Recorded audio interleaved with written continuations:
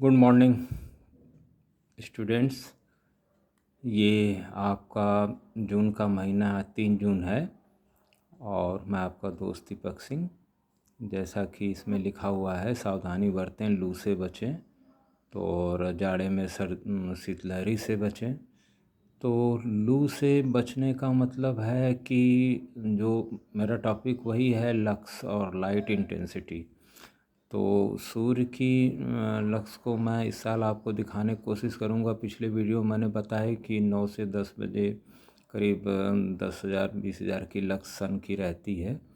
और जो है इसमें आज किस में जून में है, तो नवंबर में क्या है ये देखना है हमें, लाइट इंटेंसिटी को।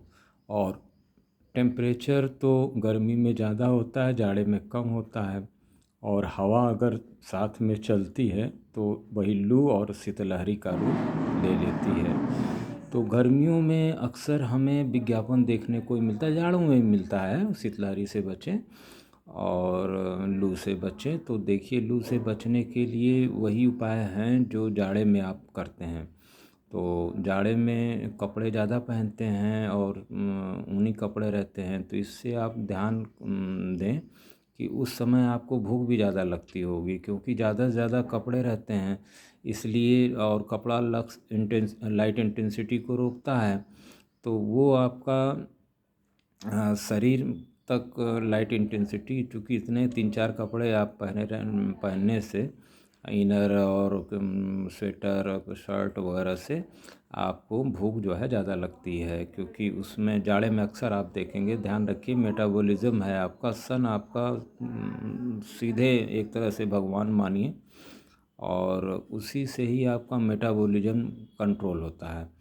तो जाड़े में आपको भूख ज़्यादा लगेगी और गर्मियों में थोड़ा कम लगेगी, और लिक्विड लोग खाने के लिए कहेंगे भी। जैसा कि देखिए, ये जाड़े में भी आपको करना चाहिए, घर से बाहर निकलते समय गमछा, टोपी, चश्मा और छाते का उपयोग करें। आप फिल्मी कलाकारों को भी देखा होगा आपने, अक्सर ये यूज करते हुए जब वो फील्ड में शूटिंग करते रहते हैं तो। और ये चीज़ आप पर भी लागू होती है। और यही चीज़ जाड़े में भी आप जो है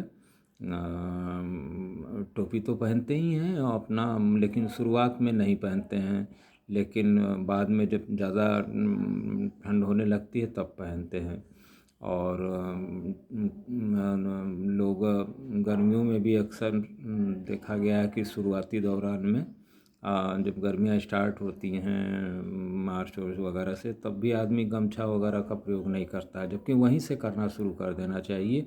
प्रकाश की तीव्रता को समझ जाएंगे तो ज़रूर करेंगे आप, क्योंकि प्रकाश की तीव्रता ही हमारा टॉपिक है। और क्वेश्चन सीधा सीधा है कि लाइट इंटेंसिटी में हमें कितनी लाइट इंटेंसिटी में रहना चाहिए, और उससे हाई लाइट इंटेंसिटी या लो लाइट इंटेंसिटी से हमें कैसे बचना चाहिए, और प्रॉपर लाइट किसे कहते हैं, और प्रॉपर लाइट में हमको रहना चाहिए। और अप्राकृतिक प्रकाश हमारे लिए बहुत अच्छा नहीं है, क्योंकि 12 घंटे सूर्य 12 घंटे अंधेरा इसीलिए बनाया गया है। थोड़ा सा हिस्ट्री भी समझ के बात करें अगर हम, तो पहले दीपक की रोशनी थी और बाद में मोमबत्ती आई। तो उस समय पहले लोगों को चश्मा वगैरह की प्रॉब्लम आपने देखा होगा, हिस्ट्री में बहुत ही कम मिलती है कि लोग चश्मा लगाते थे। तो प्रॉपर लाइट थी, और प्रॉपर लाइट मतलब एक दीपक अगर मशाल है या दीपक है, प्रॉपर लाइट और हीट थोड़ा उसके अंदर होती है, तो उससे प्रॉपर लाइट मिलती थी। और पहले पुराने महलों को आप देखेंगे भी तो उसके अंदर प्राकृतिक लाइट आने जाने की बड़ी अच्छी व्यवस्था है, आज जैसी नहीं है। मैं आज एक वीडियो बनाऊंगा एक सरकारी बिल्डिंग का, जिसके अंदर मैं चेक करने की कोशिश करूंगा कि आप खुद अपनी नज़र से देखते समझ जाएंगे कि कितनी लक्स है यहाँ पर। क्योंकि अनुभव करेंगे तो आप मोबाइल में लक्स मीटर डाउनलोड कर लीजिए, उसके बाद आप अनुभव कर सकते हैं और आँख से देख के बता देंगे कि यहाँ 100, 150, 200 कितनी लक्स है। और साथ ही साथ उस बिल्डिंग में मैं आपको ये भी दिखाऊंगा कि पंखा तो खैर चलाएं आप, एसी चलाएं, लेकिन लाइट जल रही है। अगर उसमें लाइट बंद कर दी जाए उस पूरी बिल्डिंग में, तो करीब 10-20 ऑफिस है, तो 10-20 ऑफिसों में अगर लाइट बंद कर दी जाए तो अंधेरा हो जाएगा, दिन में अंधेरा हो जाएगा। और जबकि उसमें प्रॉपर बीच में जगह भी है, छोड़ी गई है। तो मैं उसी बिल्डिंग को टारगेट कर रहा हूँ। उसमें करीब 8-10 20 जो है सरकारी डिपार्टमेंट हैं, और ये देखने की कोशिश करेंगे कि मैं उसमें बोलूँगा नहीं, क्योंकि बोलना उचित नहीं रहेगा। मैं बस दिखाने की कोशिश करूँगा कि आपको कि आप इससे किस किस कमरे में लाइट चल रही है, और वो भी दिन में। तो ऊर्जा का क्षय हो रहा है हमारा। इन लाइटों से हम कुछ बिजली बचा सकते हैं अगर हम प्रॉपर बिल्डिंग बनाते हैं तो।